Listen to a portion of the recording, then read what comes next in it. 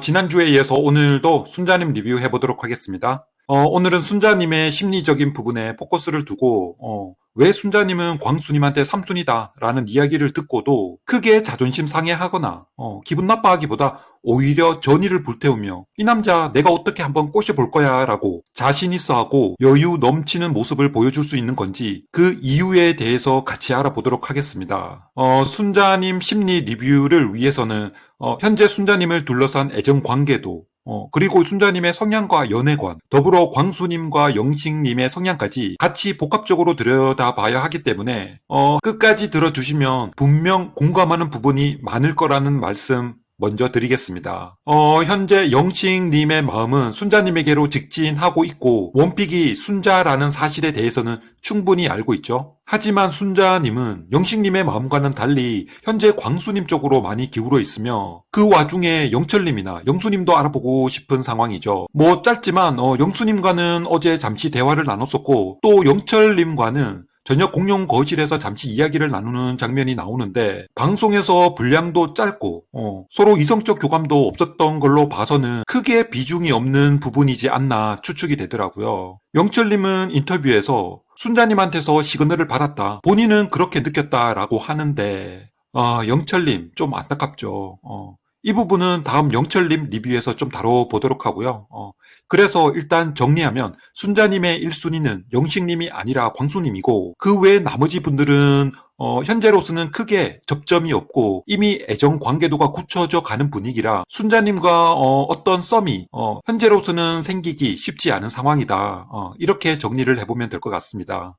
그래서 현재 순자님 마음은 무조건 광수님 직진이다 라고 보여지고요. 이런 부분들을 두고 많은 분들께서 영식님과 옥수님이 잘 됐으면 좋겠다라고 생각하시는 분들이 많을 건데요. 그만큼 현재까지 17기 영식님이 보여준 이미지가 대중들 인식엔 호의적이고 호감을 얻고 있다고 봅니다. 영식님의 순자님에 대한 순애보는 이번 122화에서도 솔직하고 직설적으로 보여주는데요. 먼저 이른 아침에 순자님과 영식님이 산책을 하기 전 영식님이 순자님을 위한 파스타를 만들어주고 싶다라는 멘트나 그리고 산책하면서도 저는 이제 앞으로 남은 시간 순자님이랑만 대화하고 싶어요. 다른 분들은 모르겠지만 저는 확고하게 얘기해 드릴 수 있을 것 같아요. 라고 말을 합니다. 바보가 아닌 이상 누가 들어도 전혀 오해의 소지가 없을 정도로 명확하고 솔직한 표현이었고 그리고 정숙님과의 이순희 데이트에서도 현재 원픽은 순자님이다 라고 정숙님에게도 솔직하게 이야기를 했었잖아요. 하지만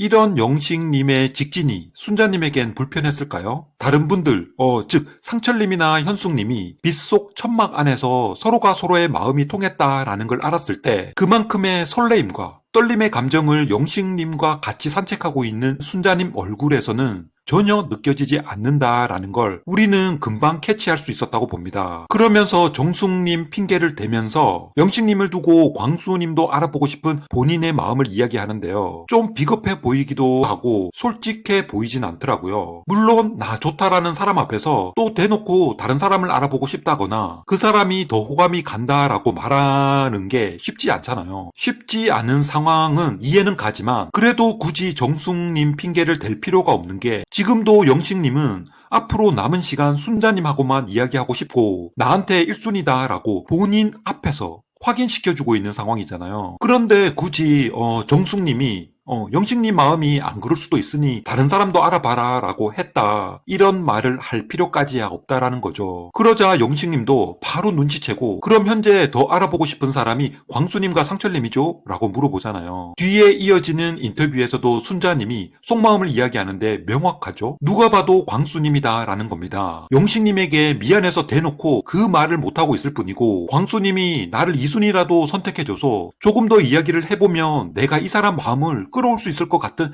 약간 자신감 아닌 자신감이 있다. 이렇게 말을 하잖아요. 그런 순자님의 자신감 있고 여유 넘치는 모습 그리고 누가 봐도 간쓸게 다 빼놓을 정도로 자존심 1위라고는 찾아볼 수 없을 정도로 맹목적으로 밝고 긍정적인 모습들을 광수님과의 데이트에서 보여주는데요. 저런 대우를 받으면서까지 그렇게 자기 좋다는 소위 17기 매력남 영식님을 두고 광수님에게 이래도 헤헤 저래도 헤헤 거릴 필요가 있을까라는 생각이 드는 분들이 많을 거라고 봅니다. 광수님이 데이트 출발 전 차 안에서 침울한 표정을 짓고는 텐션을 올려보자 라고 외치는데 전 저 사람이 갑자기 왜 저러나 싶었거든요. 누가 봐도 옆에 있는 사람이 기분 나쁘지 않을까요? 아무리 이순이라도 옆에서 노골적으로 저런 멘트를 밑도 끝도 없이 날리는데 그래도 순자님은 해맑게 또 받아주죠. 뒤에는 한술 더 떠서 내가 뭔가를 계속 잘못하고 있는 것 같다. 그냥 내 선택이라고 하는데 광수님이 현재 정숙님과도 꼬여버리고 여러 상황이 본인 뜻대로 흘러가지 않는 건 그건 본인 사정인 거고 지금은 현재 데이트에 집중해야 함에도 저런 멘트들을 상대방 옆에 두고 가감없이 던지는 걸 보면 개인주의적 성향을 넘어서서 자기만의 생각에 꽂혔을 때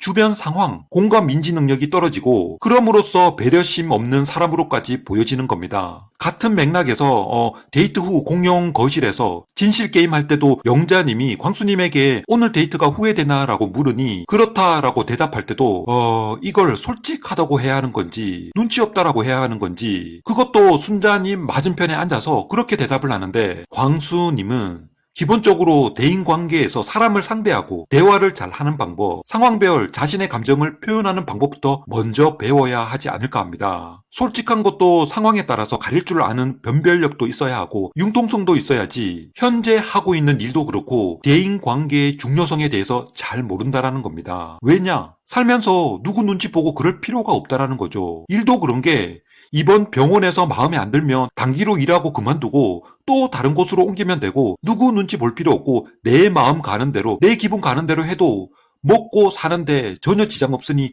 누구 눈치 보면서 살 필요가 없다라는 겁니다. 내 꼴리는 대로 하고 사는 게 편한 거죠. 그러니 현숙님과의 대화에서도 박목인이 나의 자유분방함을 이해해줘야 한다라느니 그런 말들을 할 수 있는 거겠죠. 순자님과의 데이트 대화에서도 좋아하니까 자주 싸우게 되고 그런 상황을 불안정한 연애라고 표현을 하고 있는 겁니다. 당연하지 않을까요? 광수님과 같이 있으면 언제 어디서 어떻게 또 생각 없이 내뱉는 말로 터질지 모르잖아요. 그러니 불안한 겁니다. 그건 상대방도 그렇지만 자기 스스로도 그런 겁니다. 그래서 그게 바로 광수님이 말하고 있는 불안정한 연애라는 겁니다. 그럼에도 순자님은 데이트 내내 그런 상황들에 크게 개의치 않게 생각하는데 이 포인트에서 순자님의 성향과 연애관을 엿볼 수 있지 않을까 합니다. 상식선에서 볼 때 일반적인 경우라면 100이면 100, 거의 대부분의 여성들, 아니 대부분 사람들이라면 데이트 나가기 전 이미 기분이 나빠서 얼굴 표정에서 다 드러났을 텐데 순자님은 그렇게 받아들이지 않는다라는 겁니다. 뿐만 아니라 그 뒤 제사 이야기도 그렇고 불안정한 연애에 대해서도 흔쾌히 긍정적으로 받아들이면서 광수님에게 나한테 한번 걸려봐라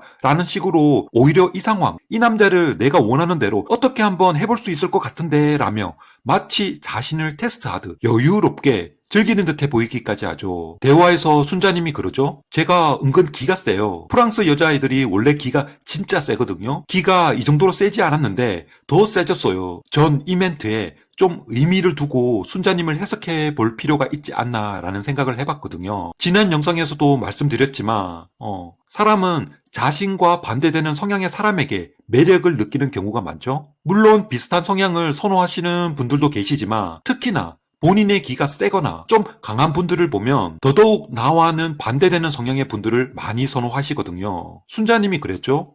영식님은 재미가 없다고.